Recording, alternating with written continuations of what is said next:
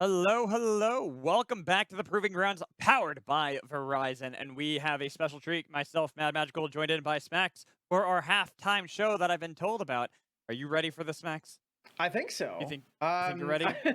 We're no holds barred here. We don't have a host with us today, so it might be a little tricky. We usually have Yes. someone who's the line leader holding our hands all the way through, but we're not as safe. Wait, But look, it's wait, Yordle, our wait. production I hosts. I don't have anyone holding me back. I can do whatever I want.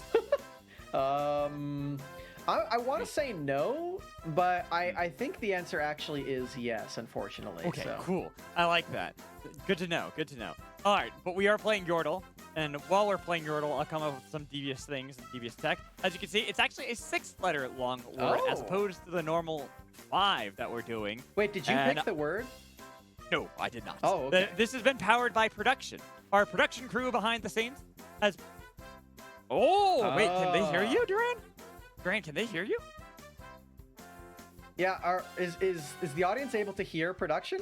Okay. Oh, I got okay. confused for a second. Got confused for a second that people could hear our producer, which would have been really funny. But it's Yeah. okay because our producer has in fact confirmed that they have chosen the word that we have to now choose. And Smacks, why don't you go first for a six-letter word because I don't know what the hell to choose. Yeah, I've never played six-letter Wordle Neither have before. Or Yordle. Sorry about that. Yordle. Yeah. Different game. Shame on me. Yeah. You know what? Let's guess Yordle. I think that's a good way to start. Is that any? Oh, that's fair. That's fair. That's fair. There's a Y in there. It's a little weird, but other than that, I think this is pretty good. There's two vowels. Okay. Okay. Oh, Ooh, interesting. okay. Uh, uh, Malice. Oh yeah. Wait, no, it Well, no, can't, it can't be there's an L. I mean, Yeah, that's probably still good. Let's do. it, I'm actually down for it- Malice. Let's yeah, keep Malice it. Let's keep actually it. will still get it, even if it's one word letter that will be the same. It still will kind of get us something. Let's go. Lock it Yeah. in. Let's do that. Oh wow. Okay. All Okay. right, We're we do still know there's an A. we're still not working with a whole lot here. We right. have an A at least. In the wrong position. Yeah. Uh, I'm thinking like.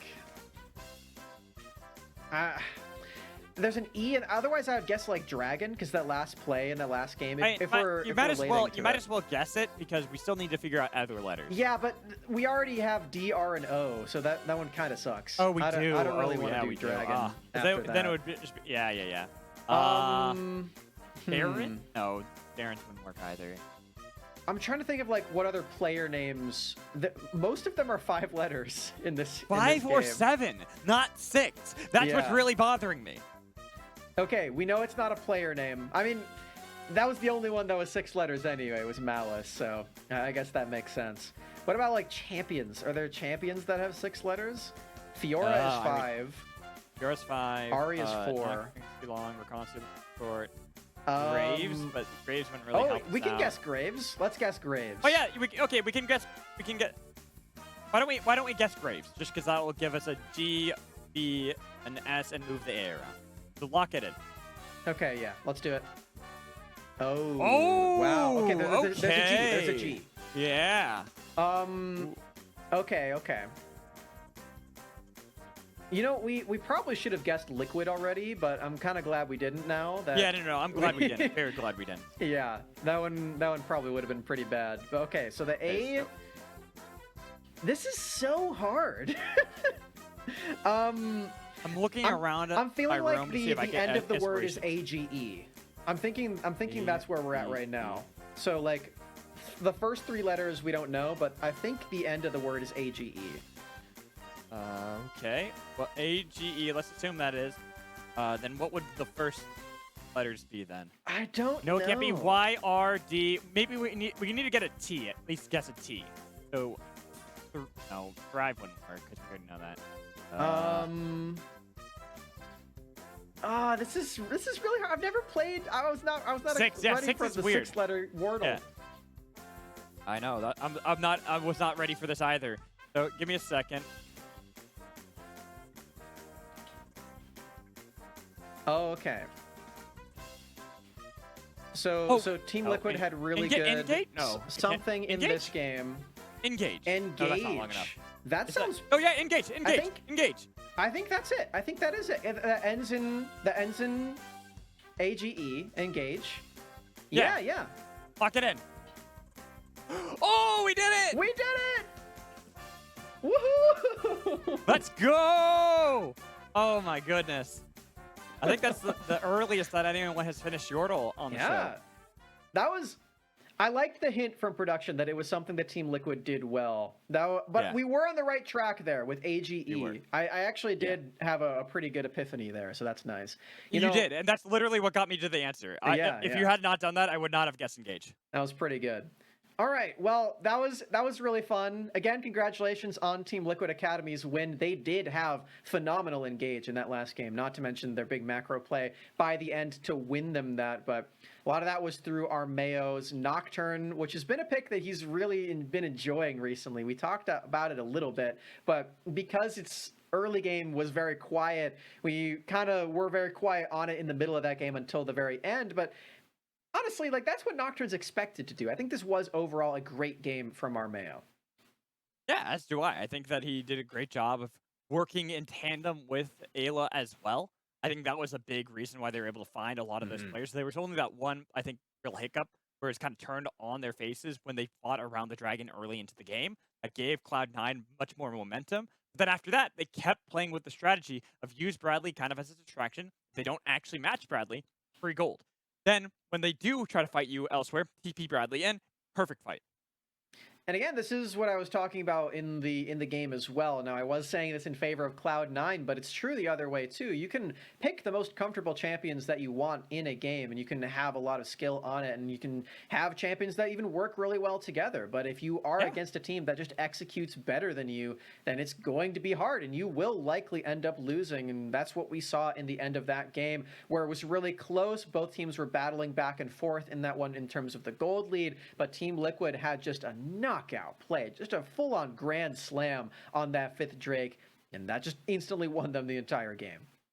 It did. They got the victory, and now they're one step away from getting a top 4 finish at the very least. But we got to dive into our second game's champion select to see how Cloud9, if they can, bounce back into the series, or if it will be a 2-0 sweep for Team Liquid. And Cloud9 did go back over to blue side. They had side selection in the first game, and they do again here as they did just lose. And I was really expecting that they would have a lot of priority on blue side because of the way that Copy and Darshan have been enabling Malice's invades recently. I have been absolutely adoring the way that they have gone about that early game and into the mid game as well, just so aggressive non-stop onto whatever jungler they've played against, whether that be Hyper before and then XU as well on Dignitas. They just ran them over in all of those games. So Cloud9, they want to go back over to the blue side. They want to replicate their successes so far in this tournament. That's what they prepared to do today, and they might have something else prepared once they play later on into this tournament, but for today, they need to keep playing what's comfortable. And we see that there's a lot of that focus still on the jungle from both sides, but a bit different. The Trundle has been banned as well. Instead of going for Xayah, they have locked in Jinx. First pick for King in the spot lane. Big scaling threat right there, but they give over the lane presence of Xayah to Yon. And Ayla did just have a great performance on the Rakan as well, so the Lovers duo certainly available. Right. Harry playing his 4th Ahri game in a row, if my memory serves correctly. And again, he looked phenomenal on it in this first game, and you can very clearly tell that he has a lot of priority for this, wants to keep picking it blind into any matchup that Copy throws his way, which could be the Graves again, after we just saw Malice lock in Evelyn, and Copy preferring to play an AD style champion when Malice is on Evelyn. I'm looking at this as well as other options that might be available. The Tom Kench was a big option that I was looking for Isles. Something to give added safety to Jinx. Really one of those big things you want to have when you have a Jinx on your side. Just look back to our last series, the last game between Golden Guardians Academy and Immortals Academy. Despite some times where they were able to find the pick onto Jinx, Immortals still couldn't do it enough. They always had to worry about that one fight where Jinx gets excited and it's all doom and gloom. Don't have our support locked in here for Ayla quite yet, Magical, as I was expecting it to be the Rakan. They instead move over towards this Viego, and with the Nocturne taken off the board, Armeo goes to the next best pick into Evelynn in his eyes. Still a champion that spikes really hard on level 6, but has more ways to impact the early game than a Nocturne would, with things like the Flash Spectral Maw finding the engages and the stuns really early on, and the movement that is involved when he goes for the stealth too. This duo with the Ahri can be very, very impactful early on, and it also does save a stronger support for later. You don't get the Rakan, but there are other options that work really well. I'm honestly really looking forward to seeing if Ayla sees what I see in the Braum pick here. I really like Braum into Tahm Kench Jinx. Yeah, I was looking at that or possibly the Renata Gloss. And the reason being is we saw when Joey picked that last time, especially against things that want to fight into you, such as Evelynn wants to do, it can neutralize a lot of what can potentially happen, especially into your backline, where you're trying to keep them a lot more safe and allow your own backline to then dive in there, get the Ahri, get the Viego deep into enemy lines, and find someone like Jinx out of position. But we'll have to see. I was looking back while you were talking and looking at the last time these two teams met, back in Week 8, Day 2 of the Academy split. It was an even split of 1-1. And I'll let you talk about the Braum because you were right about that. But this is how even this is. But before that, Cloud9 had got a trouncing 2-0 victory over them back in Week 4. This shows just the growth that we've seen from Team Liquid over this entire split to get to this position, to have knockout point potential, to get Cloud9 Academy into the lower bracket as Cloud9 lock in everything. They've got their composition already ready to go. I love the stakes here for these teams. Cloud9, of course, on the ropes in this series as they do need to win 2 from here on out. No more mistakes are allowed if Cloud9 want to stay on the upper bracket side of things. I want to talk about Braum, though. I was right. Wait. I know Ayla too well. I'm his biggest fan after all. Yes! And yes! Aurelia is really cool too. Let's talk about him in succession because we're both very excited. Okay. Braum, Go for Braum. I really like into the Tahm Kench and Jinx. It denies a lot of the engage potential as you are just going to get stunned up by the Winter's Bite and the concussive blows anytime you want to go for that. And it avoids a lot of the ranged damage that you have on things like the Jinx and the Graves now too, where you have the unbreakable wall up. I really like that pick into a lot of tanks, especially ones that don't move around a whole lot. So I like this for Ayla. And it also, on a side note, it denies the possible Ornn potential too, because the Unbreakable just voids out all of the Ornn ultimate, the Call of the Forge Guide. You can't use that very easily in a team fight. So great Braum pick. It also helps out with Viego. You really easily get that concussive blow stack quickly. But then Aurelia, not only just Aurelia being picked, Bradley's Aurelia, what he made his name for on Wildcard Red last year. This is the champion he played consistently mid lane and was absolutely phenomenal on this champion. And what better way to have a game 2 potential knockout over Cloud9 Academy, the team that is right above you in the seeding, than with your comfort pick, the one you made your claim to fame on.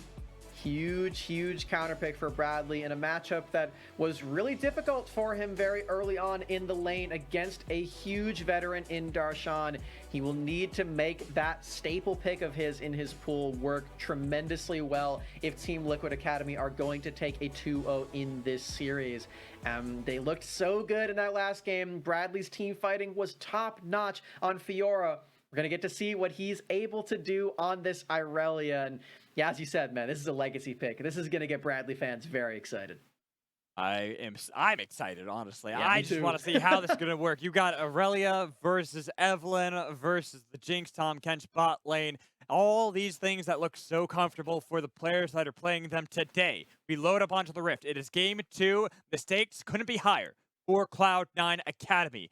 They have to win this game if they want to force another one and try to remain in the upper bracket. They were 3-1 in total against Team Liquid Academy during the spring split, but it seems that Liquid has gotten their revenge thus far. And I do want to throw out some of the bracket stakes right now, too. You mentioned earlier that the loser of the previous series goes on to play against FlyQuest or Dignitas. And no disrespect to those two teams, in my opinion, the other side of that lower bracket is far more dangerous with a ramping up 100 Thieves Academy and the first seed of the whole tournament, Counter Logic Gaming Academy. Whoever you're playing against there is going to be really scary. So even higher stakes for the loser of this match, whether that be Cloud9 Academy in this game or Team Liquid in the next one. That's not where you want to be in this bracket for sure. So Team Liquid want to keep that momentum going and avoid that matchup entirely. As well, they'll be in best of 5 when they play against those teams in the lower standings and the upper bracket as well. That's when we finally start to have more games and more stakes with each match coming through. Right now, seems that we're just getting a typical start from both our junglers, a little bit of assistance for Malice on red buff, which means that King and Isles are a bit late to the party in bot lane, but Yon and Ayla didn't actually get that much control back. Well, we'll see what Yon's able to do. He is with this more defensive pick in the Braum, which helps out quite a bit. However, you're still expecting Yon to have a lot of damage in this lane and a lot of range, which isn't super usual for Xayah, but when you're going for lethality poke build, you're leveling your Q, and that deals more damage for you. So Yon has that advantage in this lane, and we're seeing the pleasantries there as well. Attempted engage, missing the abyssal dive or whatever you want to call it nowadays. That's what it's called. Yeah, Ayla. Is it right? Okay. Yeah. I always mix it up between that and abyssal voyage because that's what it used to be called. But either way, didn't connect. Nothing happens bot lane. Just a level advantage for Cloud9 in the bot lane. But top lane, Bradley has now hit level 2. Didn't start with that blade surge. Didn't start with the Q. Instead, went with the duet dance.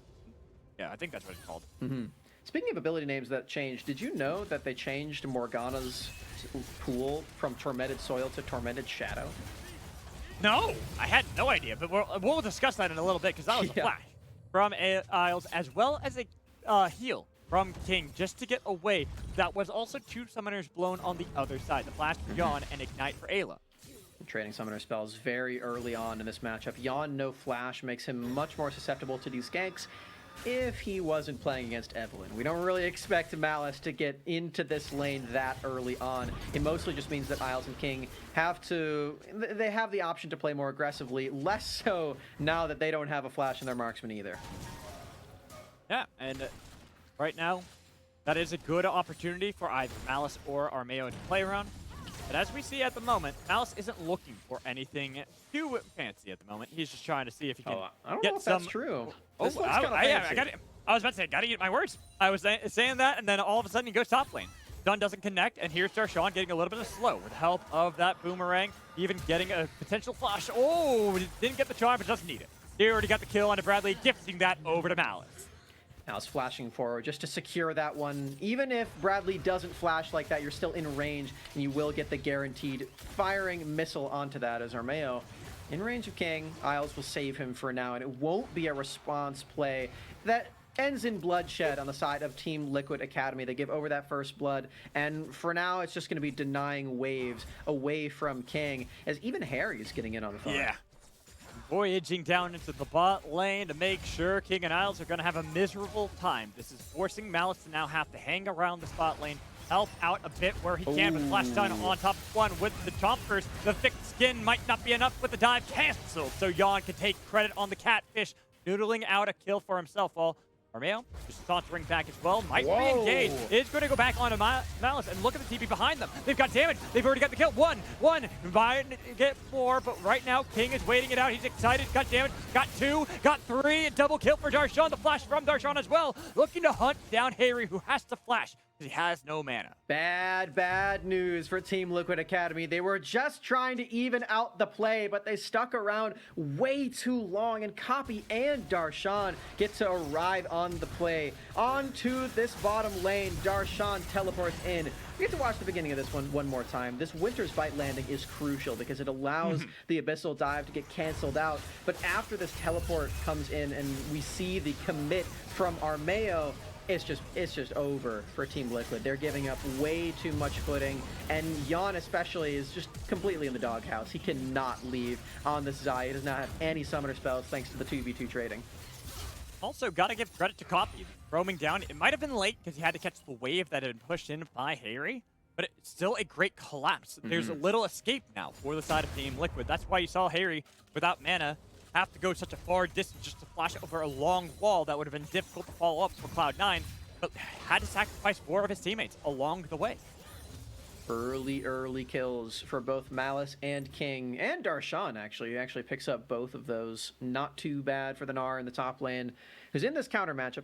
But for the scaling members of Cloud9 Academy, that is a huge deal. And this team fight is going to be really crucial that King is pumping out the damage, because he's got the protection there from Isles. All he needs from here is to get that Kraken Slayer, get all these crit items, and just click hits. And he's well set up to do that. Here in these early stretches of the game, kind of difficult to see the last game where it was so patient from the two teams, where they were calculating every move, to now go to this kind of early game where there's been a total of 6 kills, just shy of 7 minutes into the game.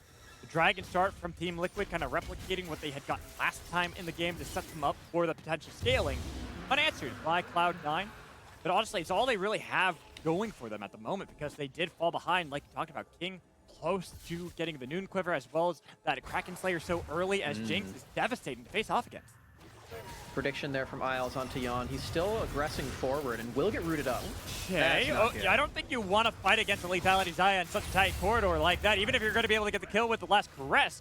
No re-engage. Team Liquid just cutting their losses. Wow. I spoke way too soon. Isles and Malice were actually able to survive all of this. I thought they were dead. Yeah, I definitely did too. I did not account for the fact that Armeo is level 5 and Malice is level 6 on Evelynn. He's already there. So you watch this again. Isles fully committing to this play, and this route here for Yon is where I was fully concerned. Not to mention the exhaust too, but once all is said and done, Evelynn Last Caress is so powerful and will one-shot you if you're that low. Bradley got Nard back towards the turret by Darshan, who's still Mega, missing the boulder. Bradley, though, is playing this one wisely. He is looking to scale up into this game, being kind of that insurance for the side of Team Liquid, like he was in the previous game, where he got a difficult lane phase against Darshan, but he got assistance that got him ahead, got him that pressure where he can set up the side lanes, and like this, with no Mega Form, Darshan does not have a good escape, so they can just get the kill over to Harry. A couple of Spirit Rushes get him there as Armeo. Oh no, we gotta run! Forced ult away, but will be safe. Got an escort crew there to make sure that Armeo will get out of the jungle of Malice.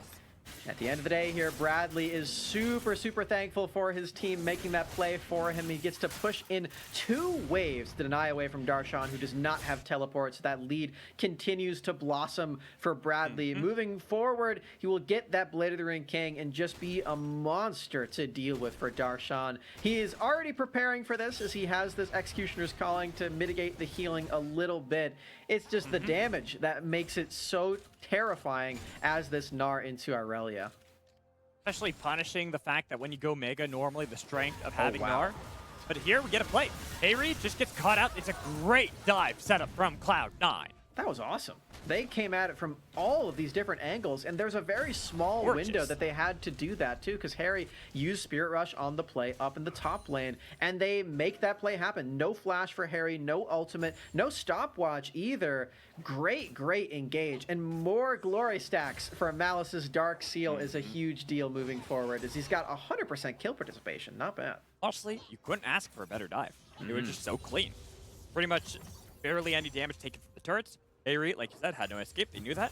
And this gives more control to Team Liquid, where they were struggling a bit because of that botched dive that they themselves had set up in the bot lane.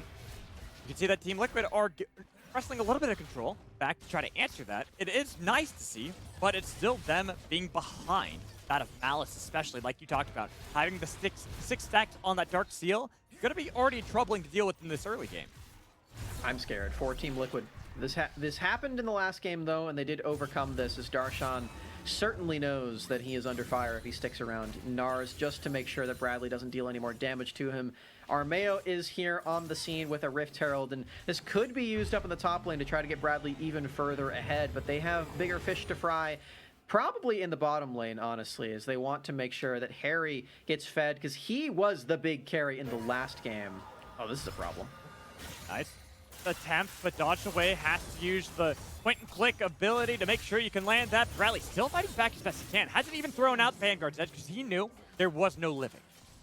I think if he landed the stun, he might have been able to get some kills right there. Although Malice has last caress, so maybe I'm just wrong. And but the flashes being available for both of them, it would be tricky. I've been watching the League of Legends TikToks, and I've seen Aurelios win those. So, You've been watching a clock?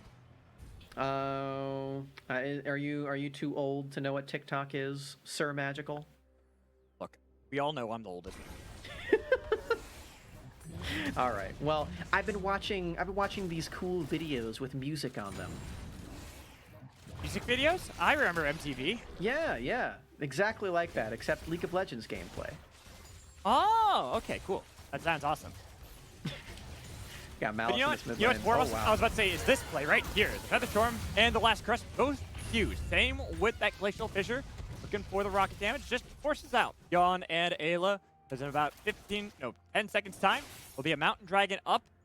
Nice take for either side to get it. You'd like to make sure you can deny an early soul point from Team Liquid, especially if you're this far ahead as Cloud9. Ooh, Malice. He knows the spacing that he has on this Evelynn. He knows just how close he can be without being spotted. This is the Evelynn master in North America after all.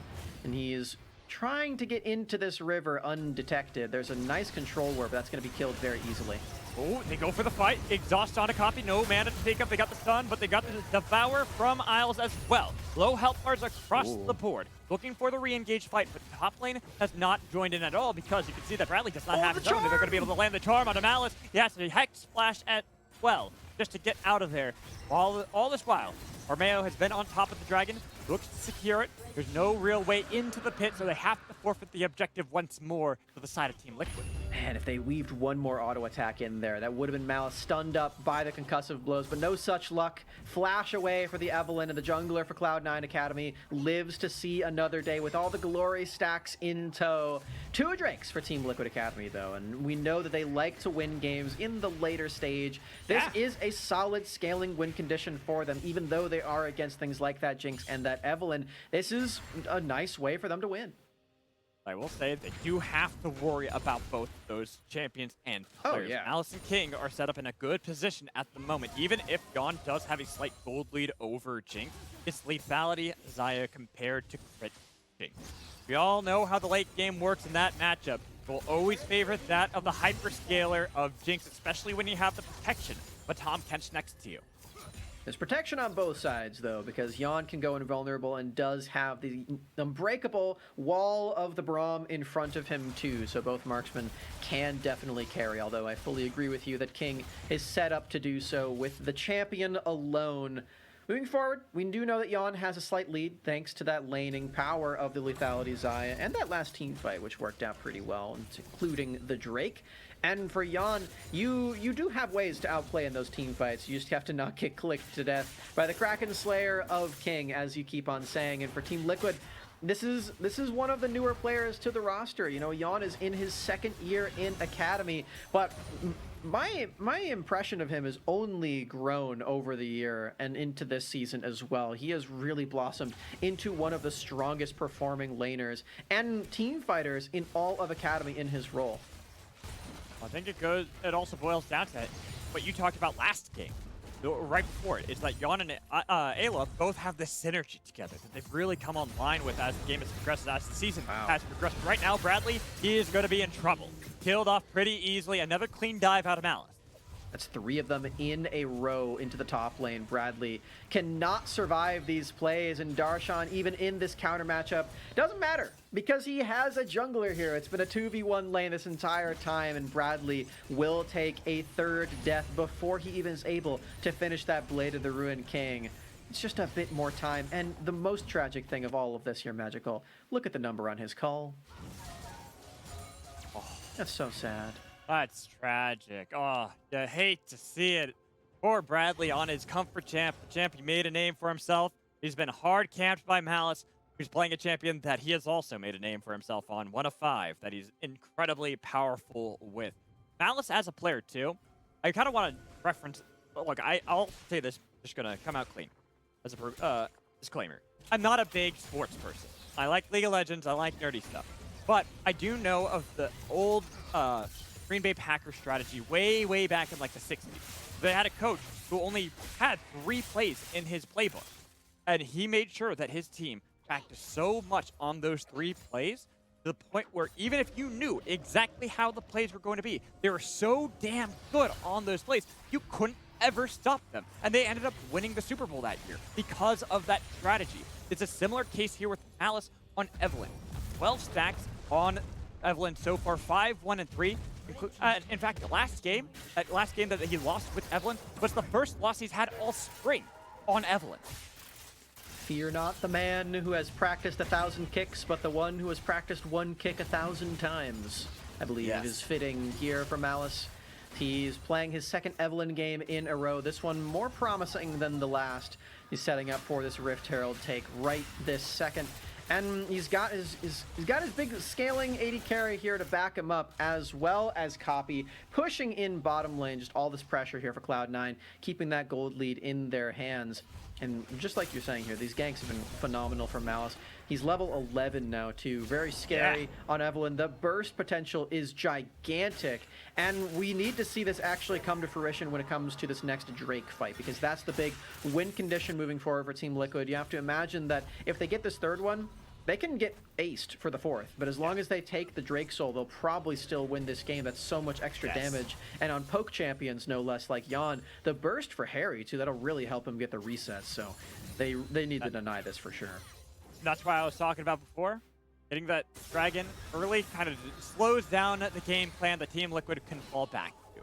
Even getting this Dragon, the third one of the game, denying the soul point potential for Team Liquid is critical for Cloud9, and that's why they've already set up around it. They're already playing. They've got every member here. They're not even using the TP from Darshan because he used that to get to this play first. They're on the Dragon. TP behind, waiting to see if they can get Bradley in, but they've already got the Dragon themselves. They're looking for the Suns on the Harry who has to flash away, but you can see the last caress comes in from Malice, forcing out these ults out of Team Liquid. Night Roost comes in from the side of Yon, but they're looking for this play on the other side. Halo has to flash away while Armeo is going the wrong way. He's led them all away from his team, but the team is still running themselves back towards their own fountain. They've denied the soul win condition for another 5 minutes here, Magical, and that's a Rift Herald popped in this mid lane, going to attempt to take the mid lane turret from here. And that team fight was really, really good for Cloud9, but at the same time, Harry just walked into the Flame Chompers, and you can't do that on R. You have to be able to get all of these Spirit Rushes down. Getting rooted up like that by the enemy team's marksman is just doomsday for those team fights, and Team Liquid find that out the hard way. They are now down 4,000 gold. Again, I want to watch what Harry's able to do here, because the Jinx, the Chompers here like are pretty solid, but he just gets caught by them, and he's just not close enough to that wall. Instantly killed after that. He wanted to get the charm so desperately on Darshan to deny the Mega Gnar and the Gnar into his team, but like you said, Chompers kind of cut it off, and from there, it was just cleanup out of Cloud9. He got 2 kills, got the charge mid lane shirt to take down the charge turret at that moment, so they just had to play patiently. Wait out another wave, and then they took the turret immediately afterwards. And Cloud9, they are on a path. Oh, I might have to put that on a pause really quick. House was able to dodge away with the help of that Hex Flash. Not Hex Flash, the Rocket Belt. And now there's going to be the escape coming in from the side of Team Liquid. With Yon getting a lot of attention coming in from Isles, and Ayla has to jump back as well. There's too much damage for Rocket Kill onto 1. Excited is King, looking for all the members of Team Liquid while Bradley's darted into the wall. And look at the damage. Double kill for King. Oh, double kill for King is huge, and it's just in time for the Baron. Also 2 dead for Team Liquid. Cloud9 might be able to secure this one right now. Armeo, no flash off of that play. He has ultimate and smite. Actually, he doesn't even have smite. He can't steal this even if he wanted to. This is disaster. But wait. Malice doesn't have it either. They've got to delay this as best as possible. If you're looking at the side of Team Liquid, they need to make sure this is bursted down before he's going to be able to get that. It's going to be up. They've got the kill on Armeo. The steal is null and void now for Team Liquid. It will be secured by Malice. What a nice ultimate there from Malice. He was going to die to that heartbreaker right there for Armeo, but he uses the last caress to survive. So you watch the way that this team fight unfolds beforehand. Cloud9 are in their own jungle. They're okay with this play, and Team Liquid are well past their own reach. Ayla gets dropped, Armeo has to flash and use the blast cone to escape, and Bradley still hasn't been able to get into any team fight in a meaningful way. You gotta feel for Bradley here. After that last performance on Fiora, he just wants to get right back into those team fights, but he just hasn't found one yet. Yeah. And then we get to see what I was talking about here. Armeo, he looks for the kill onto Malice and gets the reset, but just can't quite land it. Inches, Smacks. That's how close Armeo was to killing Malice, getting rid of some of those stacks, and maybe even potentially getting resets for himself. So close there for Armeo. There was definitely an angle where that works out. We just don't live in it right now. And for Cloud9, they now have that Baron for another 2 minutes. They can use that one and they can look for all these picks. This is where things get really scary for Team Liquid because they need to be able to defend their turrets. But if Malice finds a good angle and gets behind them, then they will just lose the entire game outright. So Team Liquid need to bide their time and play super, super safe. Right now, they are still worried about this split push. They've got 4 members, soon 5, when Bradley shows up, but the turret still will fall to clutches of Cloud9 Academy, who continue to escort minions towards their inhibitor. Harry's now caught out. Wow! That's a full stack Magi's now for Malice. Doesn't even need that cap on top of him. He knows which house he's a part of while Darshan chases down Bradley. Look for the Gnarl on top of him under the turret because he's got assistance from the minions. They're all baroned up. They're roided up. Bradley's doing his best to get the resets out of there, but one more boulder, all it needs to connect while the base is being taken by Cloud9. We are 22.5 minutes into the game, Smacks, and guess what? That is Cloud9's territory. That is when they like to win these games, and fast. They always play loose. They always play recklessly, and they will tie up this series after they've had up the KDAs once more with a double kill coming in from Darshan. But look at that, another Fate's return here as we get into game 3. Even faster than normal, Magical. Cloud9 even up the scale, and we get our second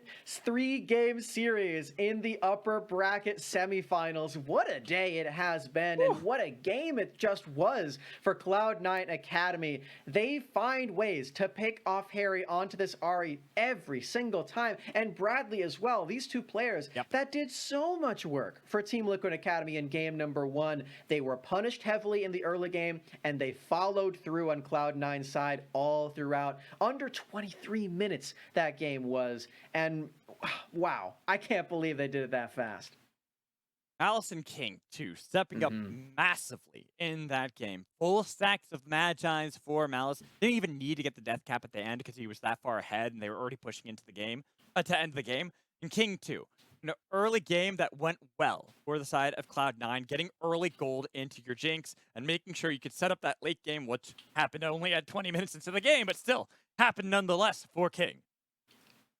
Surely he doesn't get Evelyn 3 games in a row, right?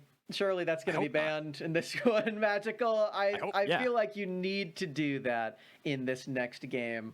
Maybe the angle here for Team Liquid is that they go over to blue side and then they don't ban Hecarim and then they first pick Hecarim.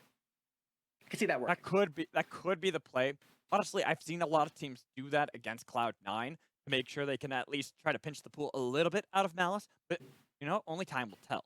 We got to get into that game, and it's going to be a do or die for both teams. We're now tied up 1 apiece between both Cloud9 Academy and Team Liquid Academy, similar to the last time they met back in Week 8, Day 2, where they ended 1 apiece, Team Liquid taking Game 1, Cloud9 taking Game 2. But here, we will only have 1 victor come out, and we'll have to see after a short break. Make sure you stick around.